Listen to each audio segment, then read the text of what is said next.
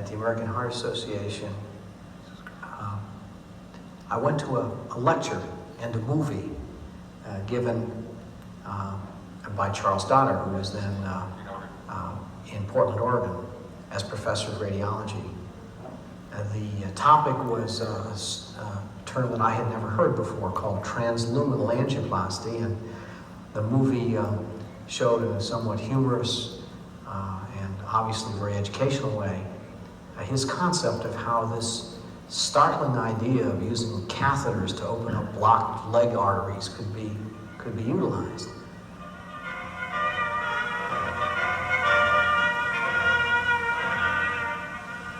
Here, the first look shows the stenosis.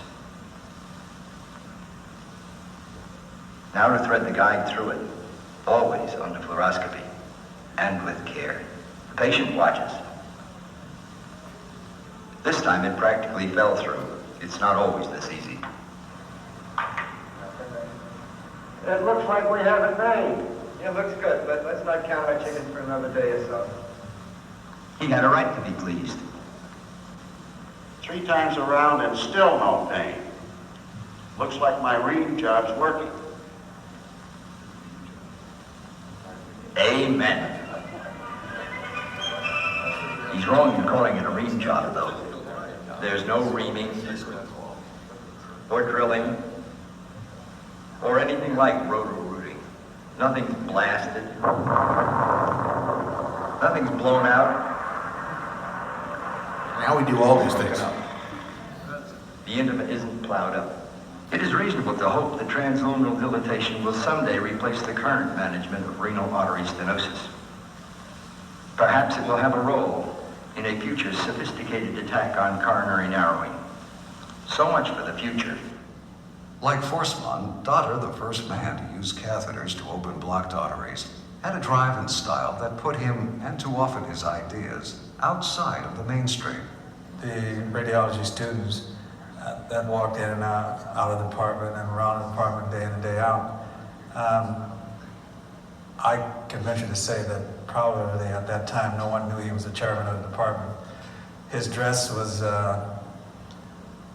not that of a professor of the department. It was more like a t-shirt, a pair of tennis shoes, and some cords.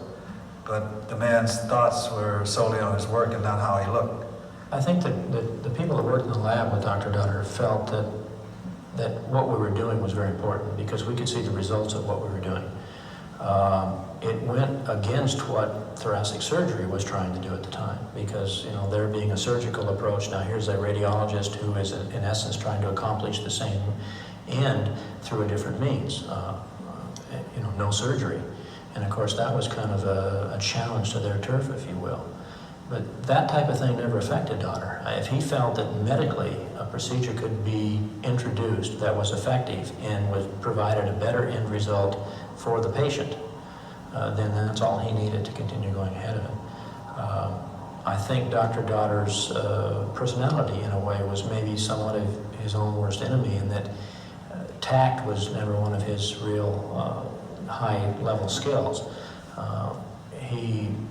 If he felt something was right, then he went forward with it regardless of whose toes might get stepped on. Dr. Dotter was always very good material for the press. He was a showman.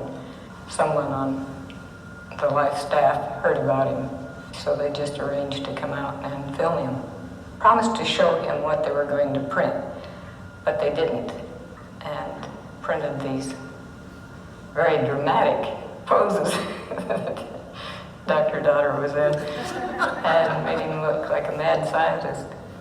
And no mask. The professional reaction to it was very hard on him because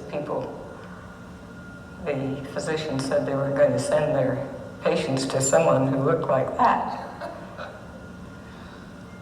But a lot of patients didn't mind at all how he looked. They thought the idea was stupendous to get to walk again without surgery. A later story gave a 1981 television audience some perspective on Dotter and his work.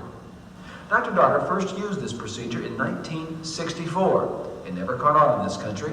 did catch on in Europe where it was refined and only became common practice here 2 years ago. That's a lot of years of surgery, a lot of years of cost. Dr. Daughter is not a surgeon, he's a radiologist, and he has some strong feelings about the delay in getting the procedure to the American public. Perhaps the way in which I presented it was wrong, I'm not sure, but I have always tended to be an enthusiast, and it may be that maybe I oversold it, I'm not sure.